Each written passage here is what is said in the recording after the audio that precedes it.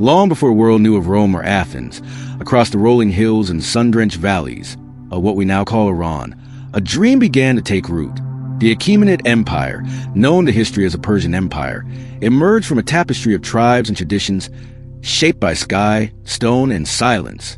At its heart stood Cyrus the Great, a visionary leader who would weave diverse cultures into a single vast realm, not through cruelty, but through compassion and order. Under his reign, the world's first true empire would rise, soft as dawn, steady as wind crossing sand. In the quiet heartland of Pars, among shepherds and star watchers, Cyrus was raised with both sword and scroll. He learned not only to ride and rule, but to listen to the earth, to the elders, to the songs of his people. Unlike many conquerors, Cyrus did not rise with fire alone. He walked gently into the cities he won, restoring temples, freeing slaves, and allowing prayers in all tongues. His declaration, inscribed on a clay cylinder, spoke of dignity, harmony, and the sanctity of belief, a lullaby of justice whispered across the centuries. His empire stretched from the Aegean Sea to the banks of the Indus, but its foundations were not built of conquest alone. Instead, Persia offered protection to merchants, roads to poets, and peace to farmers. Cities once besieged began to bloom under Persian stewardship. Water channels, cannons, whispered beneath gardens, while stone columns rose and measured rows like prayers held still in air. The empire, vast and diverse, moved with the grace of a well-rehearsed poem, each province its own verse, each culture allowed to sing. Cyrus did not live forever, but his dream did. Upon his death, he was laid gently in a tomb at Pasargadae, simple and silent, surrounded by roses and sky. No towering ziggurat or golden dome marked his final rest, only the stillness of stone and the memory of kindness. His people came to sit by his grave, whispering blessings, letting tears fall softly into the soil.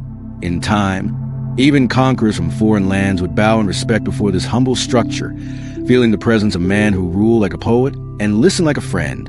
So begins the story of the Persian Empire, a gentle giant whose roots lay not in destruction, but in unity. Its beginnings are not roars of war, but whispers of wisdom carried on desert winds. And as night falls across ancient Persia, one can almost hear the soft rustle of silk, the creak of a caravan wheel, the murmur of a court poet reciting by lantern light. It was an empire born not just to last, but to soothe. Cyrus the Great was not merely a builder of roads and cities. He was a dreamer of harmony. His vision was radical for its time. An empire where diverse peoples could coexist under a single rule without surrendering their identities. This unity through respect became his legacy and the foundation of what would become the Achaemenid way.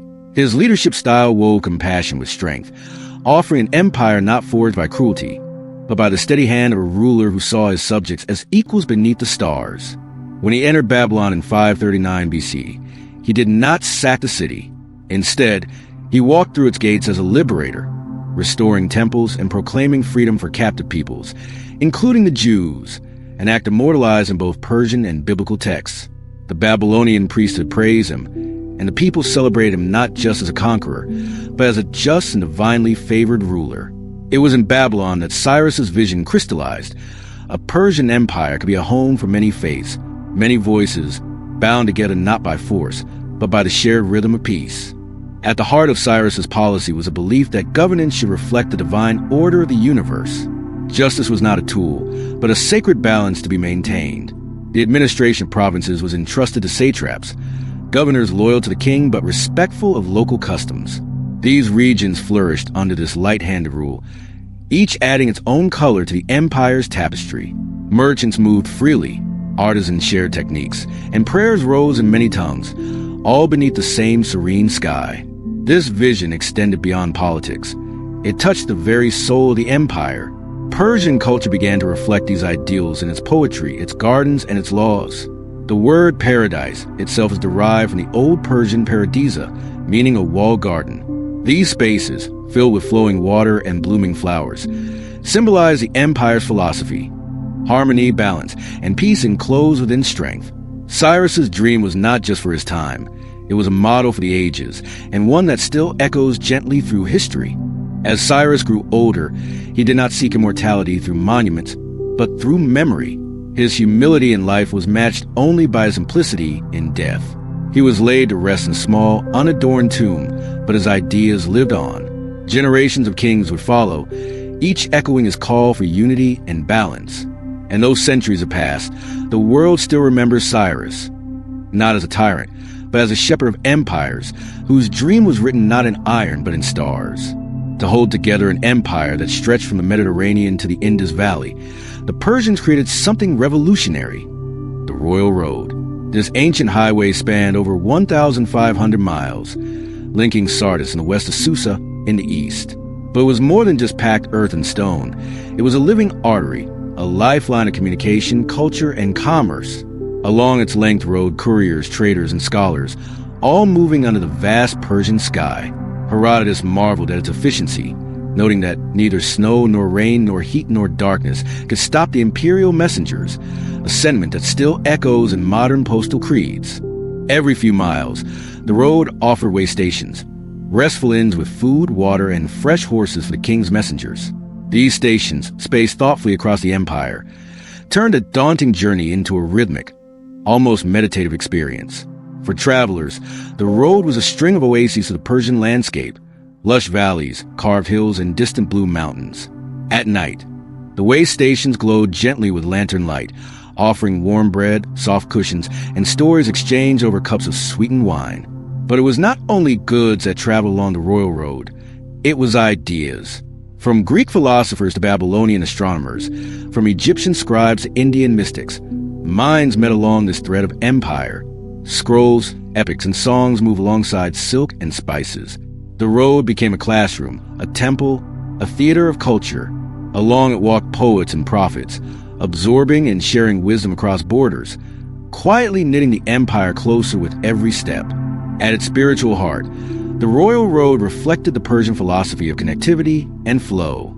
Just as rivers sustain life through movement, the road sustained the empire through unity. A message could travel from one end of the empire to the other in a matter of days, a feat nearly unimaginable for the ancient world. And with each message came the rhythm of empire. Soft footsteps, hooves on earth, the murmur of languages blending like streams into a single, serene river. The Royal Road was not built for war. It was built for harmony. And though the stones are weathered with time, the idea behind them remains timeless. In every modern highway, every rail line, every internet signal that connects distant people, one hears the echo of that ancient road, a whisper through history reminding us that the greatest empires are not built merely by power, but by connection. Rising from the heart of Persia like a vision from a dream, Persepolis shimmered beneath the sun, and under the stars, it whispered secrets. Built by Darius the Great and expanded by his successors, the ceremonial capital was never meant for everyday rule. Instead, it stood as a monument to unity, beauty, and cosmic order. Nestled against the mountains, the city opened to the night sky, as if listening to the heavens. By starlight, its polished stone terraces glowed faintly, and the wide stairways felt like invitations to ascend not just steps, but thoughts. The Apadana, the great audience hall, rose like a palace of clouds with its tall columns shaped like animals, bulls, lions, and griffins, guarding silence instead of roaring. In the still of night, those creatures seemed alive in a flicker of flames, their solemn gaze turned to distant stars. Each carving, each relief told a story not of conquest, but of tribute. Delegations from across the empire brought gifts, ivory, spices, fabrics, as signs not of subjugation, but of respect. At night, those processions etched into stone seemed to march again in dreams. Unlike chaotic metropolises of the ancient world, Persepolis was calm, deliberate, serene. It was designed for ritual and reflection. The symmetry of the palace layouts, the alignment with the rising sun during Nowruz, the Persian New Year, gave a celestial rhythm. During the spring festivals, music floated on the breeze and incense curled like silk into the dark, perfuming the halls with frankincense and myrrh. But it was the night afterward, when the crowds dispersed and the moon hung low, that the spirit of Persepolis lingered most clearly, an empire gently exhaling. Persepolis was never meant to last forever in stone, but was meant to echo forever in spirit. Though Alexander's fire would one day reduce it to ruin, the soul of the city still stirs in every poem about dignity, in every dream of peaceful kingship. Visitors today still walk the broken steps and feel an eerie quiet, as if the palace were simply asleep, dreaming of ambassadors, of jasmine-scented nights, of music played by unseen hands under stars that never stopped shining. In many ways, Persepolis was the empire's soul laid bare, elevated, reflective, humble. It spoke softly, even in its grandeur. It told of the people who loved art and order, stars and silence. And as the stars return each night to trace the same paths across Persian skies, so too does a memory of Persepolis return, not with fire or power, but with calm, moonlit grace. Darius the Great did not inherit an easy throne. His ascension came at a time of instability and suspicion, yet he rose not by brute force, but through order and vision. More than a conqueror, Darius was an architect of roads, laws, palaces, and dreams. He brought structure to the vast Persian Empire, dividing it into satrapies, implementing standardized coinage, and establishing a legal system that balanced justice with mercy. In the cool quiet of his palace chambers, decisions were made not with thunder, but with quiet contemplation. A king who preferred harmony to haste. To him, governance was not simply a necessity. It was an art. From the heights of Persepolis to the distant edges of Egypt and India, Darius's presence could be felt in the ease of trade, the protection of pilgrims, and the thoughtful appointment of governors. Like a skilled gardener, he cultivated each corner of the empire with care, ensuring no region withered in neglect. The empire, under his touch, became more than just connected. It became coherent, flowing like a carefully inked line across parchment. In Darius's era, art was more than decoration. It was documentation. Reliefs on palace walls showed not scenes of war, but scenes of peace. Emissaries bringing gifts, workers laboring with pride, kings conferring with sages. The famous Behistun inscription, carved high into a cliffside, told the story of his rise in 3 languages, making it a Rosetta Stone of its time. Even in stone, Darius's voice was calm and reasoned. His message one of law, legacy, and light. These weren't monuments of ego. They were whispers to the future. And yet, Darius was not without grandeur. His palaces were airy, filled with columns like trees, and decorated in a palette of turquoise and gold. The tile floors cooled the feet. The breeze through lattice windows whispered through jasmine vines. But even in this elegance, Darius preferred balance over extravagance. He did not crown himself a god, as other kings might, but ruled as a steward of the world, entrusted with its care, not its ownership. Through Darius, the Persian Empire found rhythm. He was a quiet pulse that turned power into poetry, territory into tapestry. Long after his reign ended, the systems he built continued like rivers through sand, unseen but vital.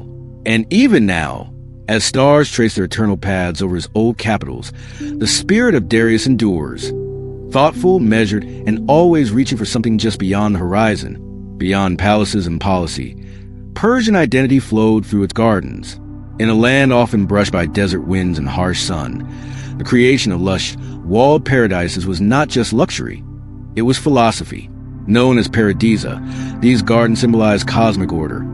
Water for life, trees for wisdom, walls for protection, and symmetry for spiritual calm. Every Persian garden was a quiet map of the universe, a living prayer carved into soil and sunlight. Under moonlight, the fountains whispered, and the air carried the scent of citrus and rose, wrapping the empire's soul in serenity. These gardens weren't isolated havens. They were connected deeply to Persian governance and aesthetics. Kings held court in shaded pavilions. Poets found rhythm beneath cypress trees. And philosophers spoke of order and divinity, while birds nested nearby. The garden was a stage, a temple, a university. It invited contemplation, not conquest. Its flowing water was often channeled from distant mountains, a reminder that even harsh terrain could be tamed, not through force, but through harmony and design. Some gardens served spiritual roles as well. Temples and sacred spaces were nestled within them, surrounded by flowing canals symbolizing the sacred rivers of myth. Zoroastrian beliefs, with their emphasis on purity and natural elements, found a gentle echo in these oases. Fire altars flickered at the heart of some gardens, casting warm light on water's reflection. The play of elements, earth, water, air, and fire, was not mere ornamentation. It was theology made tangible, a sleeping prayer in stone and scent. Even in battle or exile, Persians carried the memory of these gardens. When Cyrus the Younger marched to war, he reportedly paused to construct a simple paradisa, a pocket of peace amid the chaos. These green spaces represented more than comfort. They were identity. To plant a garden in foreign soil was not just to mark territory, but to recall home. Even today, echoes of these designs influence global landscapes, from Mughal India to Moorish Spain, and even to modern public parks. To step into a Persian garden, especially at night, is to step out of time. The hush, the scent, the symmetry, everything encourages stillness. You do not simply visit a paradisa, you surrender to it. You become part of its gentle rhythm. And as the stars shimmer above its still waters, the empire seems not so distant after all, cradled softly in green and gold, dreaming beneath the sky. The Persian spirit was not only carved in stone or cultivated in gardens, it lived in poetry. Long before Rumi or Hafez, the foundations of Persian verse were laid in whispered refrains under desert skies and courtly salons alike. In these verses, love and empire, night and flame, sorrow and joy dance with delicate symmetry. Early poets used rhythm not just to entertain, but to reflect cosmic balance. Their stanzas mirror the gardens, structured, fragrant, purposeful, and like the stars above, their words returned nightly to those who listened. These poets didn't write only of kings or gods. They explored the heart, the fleeting nature of time, the ache of longing. Through metaphors of wine, garden, and moonlight, they spoke of truths that could not be declared outright. One line could praise a beloved, the next could gently question power or fate. Their verses were veils, layered, suggestive, rich with nuance. Read at night, their cadence lulled listeners into meditative stillness. It was history, not as fact, but as feeling. At the courts of kings, poets held a curious power. Their verses could soothe emperors or subtly chide them. In an age of swords, words became weapons of wit and wisdom. A well-placed poem could immortalize a reign or soften a tyrant's heart. During Nowruz and nighttime banquets, poetry filled the air like jasmine. Listeners reclined on cushions, sipping sherbet or wine, as each couplet drew nods and smiles. Silence followed each stanza, not for lack of words, but for reverence. Even in ordinary homes, verse was sacred. Mothers hummed poetic lullabies to children, merchants quoted poets in their greetings, and Sufi mystics turned verse into prayer. Poetry was not merely an art form. It was a way of life, a means of shaping thought and emotion. It moved softly through the empire like a scented breeze, leaving behind a memory richer than any monument.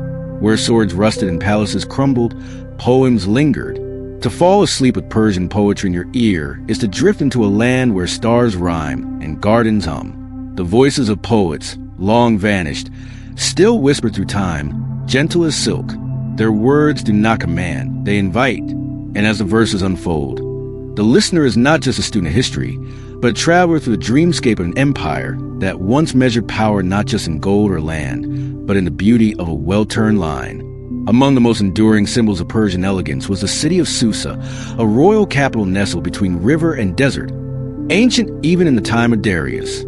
Long before Persepolis rose in grandeur, Susa thrived as a center of administration, diplomacy, and cultural fusion. Its walls bore the wisdom of Elamite, Assyrian, and Babylonian legacies, yet spirit became unmistakably Persian. At night, the breeze from the nearby Chos River carried the scent of reeds and distant gardens, as court scribes walked quietly under stars, carrying tablets etched with royal decrees. Susa's royal palace was no less impressive than Persepolis. Its columns bore lion capitals, and its glazed tiles shimmered in vibrant hues of blue, green, and yellow. Inside, messengers from distant corners of the empire met in chambers draped in embroidered curtains and cooled by water channels running beneath the floors. As scribes took notes and interpreters exchanged dialects, diplomacy unfolded not with raised voices, but with the calm gravity of order. Even late into the evening, the palace hummed softly with the pulse of empire. Susa also served as a spiritual and ceremonial heart. Zoroastrian rituals honored fire, water, and purity, while older Elamite sanctuaries were carefully preserved. This harmony of past and present defined the Persian worldview, a tapestry of inherited wisdom, not one erased and rewritten by conquest. Even the city's layout reflected this. Ancient foundations preserved while new constructions aligned with celestial markers. The blend of ancient stone and new geometry gave Susa a timeless air, especially under the stars. The people of Susa were equally diverse. Artisans, traders, officials, and priests from across the empire mingled in its bazaars and baths. The city echoed with voices in Old Persian, Aramaic, Greek, and more. At twilight, lanterns lit the streets, and the scent of stewed herbs and baked bread drifted from homes. Music played quietly from courtyards, where lutes and flutes blended with the laughter of storytellers and the rustle of silk. Here, history was not distant. It was alive, lived nightly. To remember Susa is to remember a city that bridged ages. It was not just a political hub, but a heartbeat, soft, steady, enduring. And though its grandeur has faded, its spirit remains in Persian memory, a place where diplomacy and art, faith and architecture, history and dreams, all found a place to gather under the same quiet stars. Beyond the royal capitals and garden cities, Persian ingenuity carved one of the world's most remarkable achievements beneath the earth. The qanats, these underground water channels, built with astonishing precision, brought life to parched lands without disturbing the natural terrain. Sloping gently from mountain aquifers to desert plains, qanats transformed barren soil into fertile fields and flourishing towns. Each tunnel was dug by hand, guided by celestial observation, mathematics, and generations of practice. And though hidden, these silent rivers formed the veins of the empire, flowing quietly, persistently, through time. The construction of a qanat began with astronomy. Persian engineers consulted the stars to determine gradients and align shafts. By starlight and torch, laborers descended narrow vertical shafts, digging sideways to connect chambers. Earth was lifted by hand, basket after basket, as the tunnels slowly breathed life into the surface above. It could take years to complete one qanat, and yet no step was rushed. To build such a channel was to honor water, land, and future generations. These were not just feats of engineering. They were acts of reverence. Once complete, qanats fed not only agriculture, but communities. Water flowed silently into cisterns, fountains, hammams, and gardens. Its coolness offered relief during scorching days, and its constancy allowed cities to thrive where nature offered no such gift. Many villages were built in perfect alignment with the qanat's course. Life itself gathered along its flow. Fields blossomed, birds returned, and people rested under fruiting trees that owed their shade to invisible waters. In these moments, the empire's genius was not grand. It was gentle. Some qanats extended for miles, connecting distant mountain springs to dry cities with no visible river. Their entrances were marked by wind towers and domed reservoirs, architectural signatures of Persian water wisdom. Even travelers and caravans benefited, pausing at these oases to refill and rest. As desert winds sighed to the land, the hum of the qanat below served as a gentle reminder. The empire's strength flowed not with noise or spectacle, but with steady, unseen care. To lie beneath Persian stars and listen to the murmur of a qanat is to feel time stretch thin. The same waters that fed empires now move beneath modern feet. And though few today see them, the qanats still speak of patience, balance, and the quiet brilliance of civilization that knew how to honor water as a sacred guest, never be taken, only invited. As the Persian Empire expanded westward, it met the great civilizations of Mesopotamia and Anatolia, not only with armies, but with gifts, treaties, and marriages. Diplomacy under Persian rule became an art. Royal envoys, robed in finely woven silks, traveled long distances with scrolls bearing seals of gold and lapis. These men were not merely messengers. They were performers of peace, trained in language, custom, and persuasion. At night, their caravans camped beneath the stars, and by the glow of firelight, they rehearsed their courtly introductions and meditated on the weight of every word they would soon speak. In the audience halls of Lydia, Babylon, and Egypt, Persian diplomats offered more than demands. They offered shared futures. The gifts they brought were both symbolic and practical: embroidered robes, carved chalices, even trained falcons. Each item told a story of abundance, of intention, of culture. This was diplomacy not of domination, but of elegance. Instead of insisting on superiority, the Persians showed how unity under their rule could preserve both identity and prosperity. Their approach allowed for diversity, yet maintained a unifying Persian thread through law and administration. Languages flowed like rivers through these encounters. Old Persian, Aramaic, Elamite, Greek, and Egyptian all found space in the Achaemenid court. Interpreters were valued highly, their presence often more crucial than warriors. In Persepolis, walls bore trilingual inscriptions, affirming that this empire saw language not as a barrier, but as a bridge. At night, scribes copied agreements beside candlelight, while interpreters rehearsed phrases again and again, mindful that one wrong word might shift the course of nations. These diplomatic missions also brought back tales. Court poets wove stories of Greek philosophers and Nile ceremonies, Babylonian priests and Ionian merchants. As much as they gave, the Persians absorbed, adapting ideas, techniques, and designs from their neighbors. Their ability to listen, learn, and weave new knowledge into the imperial tapestry became their quiet strength. Empires often fall through pride, but Persia, for a time, expanded through curiosity and grace. So it was that diplomacy became not only a tool, but a philosophy. Persian power was not loud, it was layered. It shimmered in gesture, in metaphor, in perfectly timed silences. And tonight, as you drift into sleep, imagine those long-ago caravans winding through desert and forest, their banners swaying under moonlight, bringing with them not just empire, but understanding. As Persian influence reached the Aegean and the Indus, the empire's borders became pathways rather than barriers.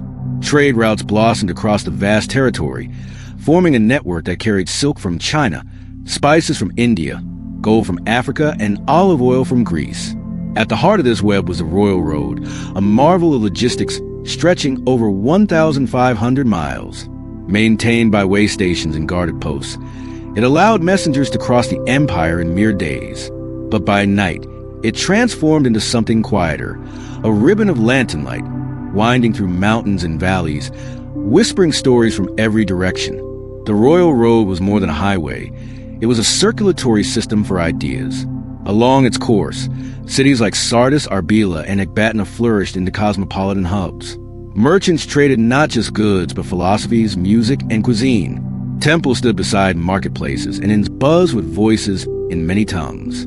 Under starlit awnings, travelers dined on lentils, dates, and honeyed wine, sharing news from distant lands. In every trade stop, you could taste a piece of the world, wrapped in Persian hospitality. Persian rulers ensured the road's safety and efficiency. Mounted couriers known as Angaria relayed messages with breathtaking speed, switching horses at frequent intervals. Their saddles bore royal seals, and even the roughest bandit knew better than to interfere. Yet, despite its strategic importance, the road remained deeply human. Alongside soldiers and messengers, musicians, pilgrims, and artists also traveled, each adding their verse to the empire's song. Campfires dotted the roadside, where strangers gathered not as enemies, but as companions beneath the same night sky. What's most remarkable is how the road balanced the practical and the poetic. It served emperors and farmers alike, enabling grain to reach drought-stricken villages and tribute to arrive at imperial treasuries. But it also let a letter from a poet in Sogdia reach a scholar in Susa, or a flute player from Egypt find an audience in Bactria. The Royal Road was a highway of silk and soul, and as it crossed deserts and rivers, it stitched together the empire, not by force, but by movement, by presence. Now, as your eyes grow heavier, picture yourself on this ancient road. The stars above have not changed. The wind carries the scent of distant fires, and the gentle clop of hooves, the rustle of linen tents, the lullaby of languages blending on the breeze. All of it invites you to sleep not as a tourist of history, but as a fellow traveler wrapped in the quiet pulse of the Persian world. Within the heart of Persia's imperial grandeur lay a softer power, its gardens. Known as paradisa, these enclosed spaces were more than botanical displays. They were metaphors of paradise, designed to mirror harmony between man, earth, and cosmos. Rectangular in layout, divided by water channels into 4 quadrants, Persian gardens represented the 4 elements and the eternal cycle of life. Trees were chosen not just for shade, but for fragrance, fruits, and seasonal color. At twilight, lanterns flickered along pools, and nightingales sang from branches heavy with blossoms. In these gardens, poets composed verses, philosophers taught under fig trees, and rulers reflected on fate. The garden was not a retreat from politics. It was a model for how order should exist, balanced, measured, beautiful. The Chahar Bagh layout became symbolic across cultures, influencing Islamic, Mughal, and European garden design. But in Persia, it remained deeply personal. Every tree planted was an act of devotion. Every brick line pool a mirror to the stars above. These spaces held more than flowers. They held thought. These gardens also featured architectural jewels. Pavilions with stained glass windows, cooling breezeways, and mosaic tile tea houses. Inside, Conversations flowed as gently as the water outside. Saffron-scented steam rose from porcelain cups, while tales of Alexander and Darius were passed between generations. Women embroidered in shaded alcoves, musicians tuned strings, and calligraphers copied verses from Hafez and Ferdowsi. Here, time seemed to slow, and night came not with darkness, but with a soft hush that invited reflection. Nature in the Persian garden was not wild. It was curated, yet never forced. Cypress trees offered vertical grace, symbolizing eternal life. Pomegranate bushes bloomed with stories of love and rebirth. Even nightingales were chosen residents, their nocturnal songs weaving through jasmine and rose. As the moon climbed higher, lovers walked quiet paths. Teachers whispered lessons to pupils, and somewhere nearby, a gardener refilled a channel stone by stone, tending both beauty and purpose. Now, close your eyes and enter one of these gardens. Hear the splash of water from a fountain, the trill of a nightingale, the whisper of silk as someone passes under the pomegranate tree. Let the fragrance of orange blossom carry you inward, where even dreams are symmetrical, where even rest is designed. This is the Persian garden, not just a place, but a poem, a lullaby, a world behind walls. While the gardens bloomed in quiet splendor, another realm thrived behind closed doors, the Kitabkhana or royal libraries. These sanctuaries of thought were more than rooms for reading. They were studios of creation, preservation, and artistic devotion. Inside, scribes, illustrators, and poets worked side by side, transcribing ancient wisdom and illuminating it with gold, lapis, and saffron ink. Shelves of leather-bound volumes lined the walls, each containing fragments of time, astronomy charts, epic poems, court records, and philosophical dialogues, threads that tied the empire to both the stars and the soul. These books were never hurried. Calligraphers trained for years to master each elegant stroke. For in Persian culture, the beauty of writing was as sacred as the meaning it conveyed. A single manuscript could take months, sometimes years, to complete. Each page was a dance of line and color, each margin a stage for peacocks, lions, and mythical simurgs.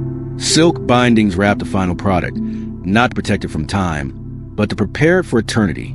These volumes weren't just read, they were revered. The Kitabkhana was also a space of quiet companionship. Old scholars debated metaphysics in hushed tones, while young apprentices ground pigment from crushed gemstones. At night, the room glowed with amber light, and the scent of ink, cedarwood, and aged parchment filled the air. It was here that old epics like the Shahnameh were preserved, copied endlessly for kings, generals, and poets alike. One could say the Persian Empire conquered through the sword, but endured through the pen. Outside these chambers, royal courts recited poems aloud. It was not unusual for a ruler to pause political meetings to reflect on a line of Hafez, or to challenge his vizier to a battle of verse. Poetry softened the edges of power, inviting vulnerability and vision. Under the stars, emperors wept at metaphors, and generals composed odes before battle. Literature was not an escape. It was a mirror, and in its reflection, even the grandest king could see himself as mortal. So tonight, let your thoughts become pages in this quiet library. Let the soft curve of a letter guide your breath. Let the stars above you be annotations on a heavenly manuscript. You are not merely a listener. You are a reader in the night, holding a volume stitched together by kings and calligraphers under lamplight that glows as gently now as it did then. As dawn shimmered on marble tiles and morning birds stirred among date palms, another day in Persepolis began not with noise, but with ritual. The royal city rose like a vision from the earth, built atop terraces carved into a mountain's flank. Its columns soared toward the sky, each crowned with bull and griffin capitals, as if holding up the heavens themselves. Yet for all its grandeur, Persepolis remained deeply ceremonial. Every step within its halls had purpose. From the gate of all nations to the Apollonian staircases, the city whispered protocol in every carved relief. In these vast halls, rulers greeted emissaries from across the empire, Lydians in embroidered robes, Nubians with ivory gifts, Indians with wild tigers on leashes. No tribute was too humble, no guest too distant. The scene was immortalized in stone. Figures in profile, carrying offerings, faces calm and dignified. This was Persian power not as domination, but as magnetism. The king did not conquer, he received. His empire was a world of worlds, drawn not by chains, but by reverence. Behind the scenes, artisans, architects, and scribes filled the city's quieter quarters. Stonecutters etched symbols of eternity. Tile makers laid mosaics like prayers. Administrators recorded every offering, every decree, in cuneiform on clay tablets, which were carefully stored in fireproof vaults. Despite its ceremonial calm, Persepolis was a humming center of imperial order. Even the wind seemed to move in rhythm here, sweeping across flagstones with the measured pace of a court procession. And at night, Persepolis shimmered with a different life. Oil lamps flickered along colonnades, casting golden halos over the white limestone. Musicians played soft melodies in shadow courtyards, while the king's astronomers ascended to rooftop platforms to study the stars. There, above the silence, they mapped the heavens and offered interpretations to guide policy, dreams, and even marriages. This was governance woven with wonder, where science and state danced by moonlight. Now, as your breath deepens, imagine yourself in those sacred halls. Feel the cool stone beneath bare feet, the sound of distant lyres echoing in the dome.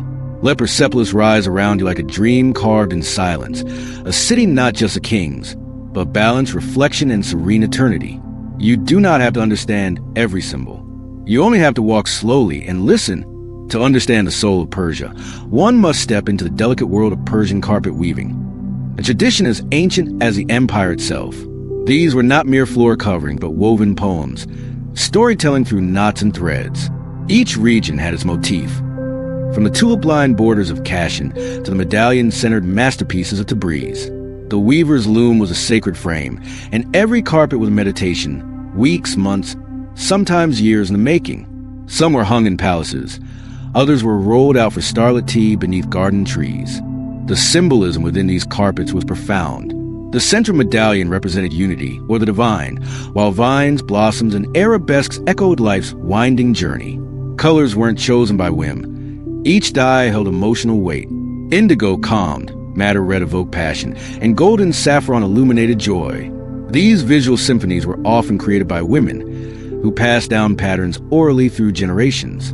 A mother's rug became a daughter's guide, and in this way, entire genealogies were hidden in weave.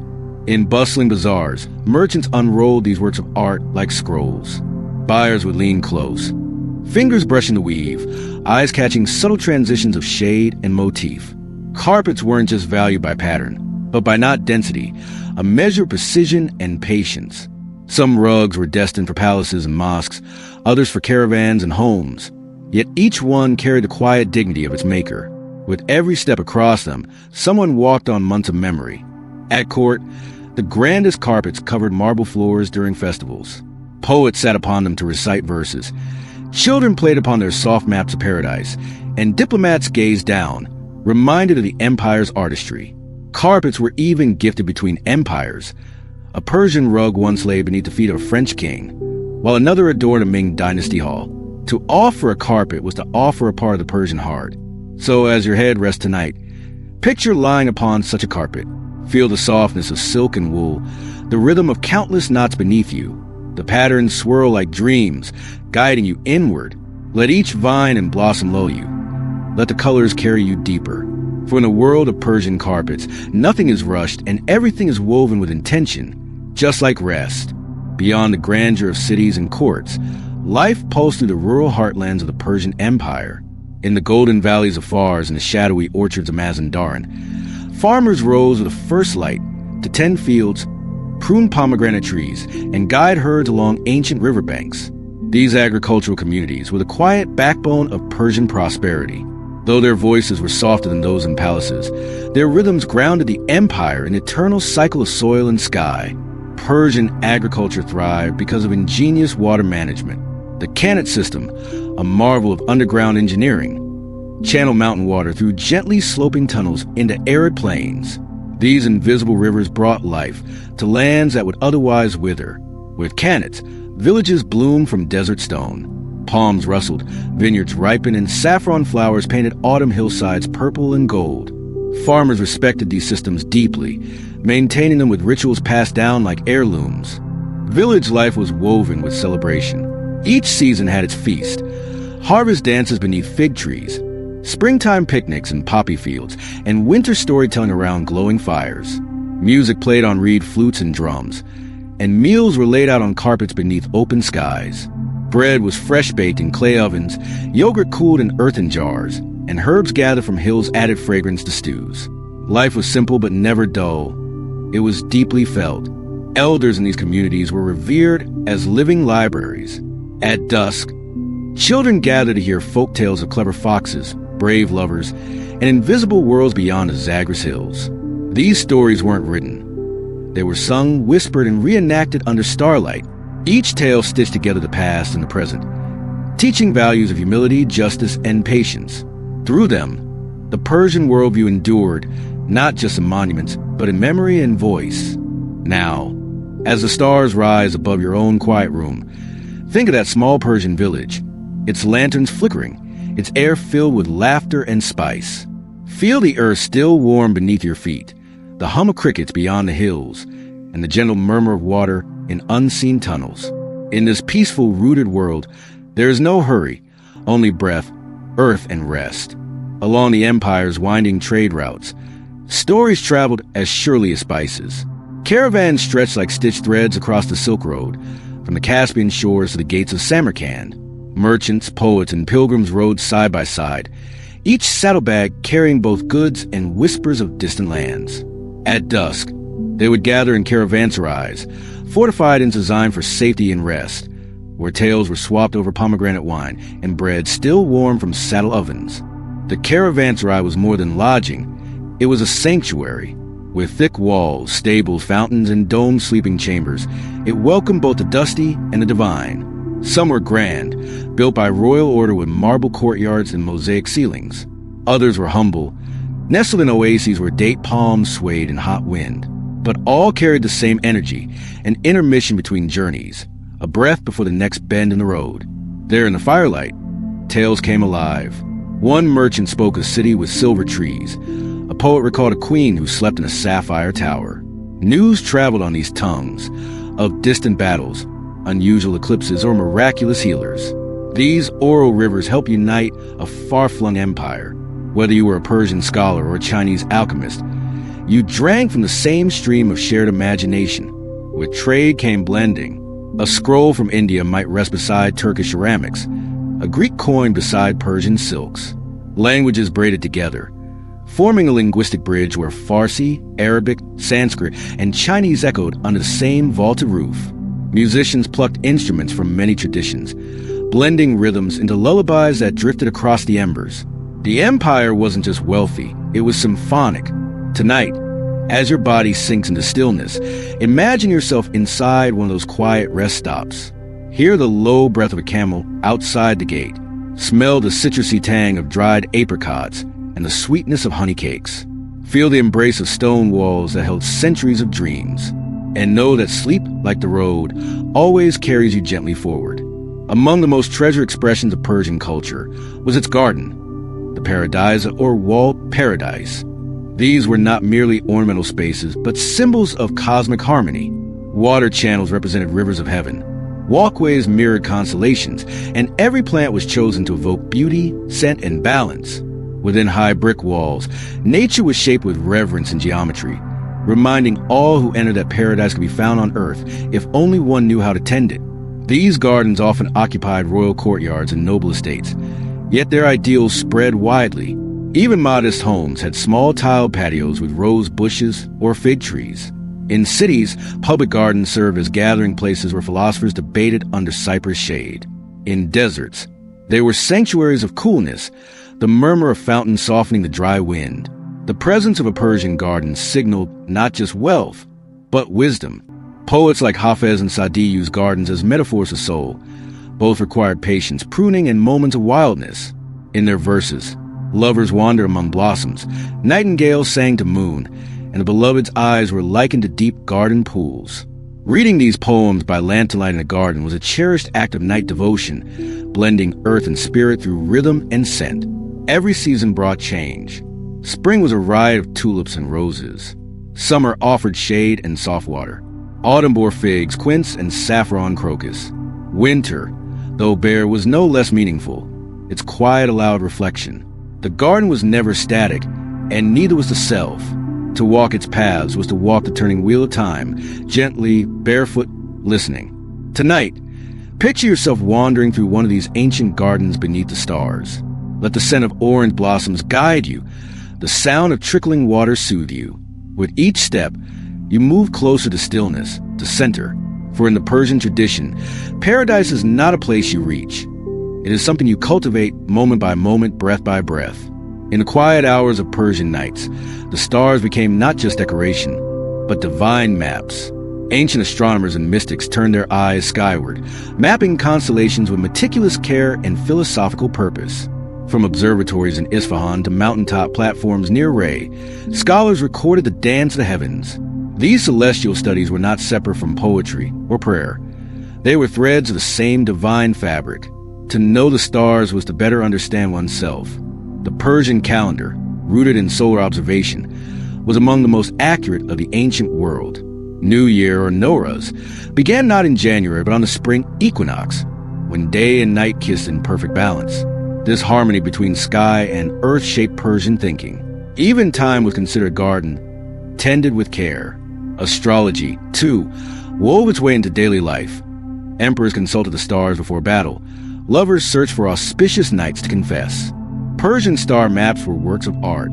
Unlike the sharp geometry of modern charts, these showed constellations as mythic beings.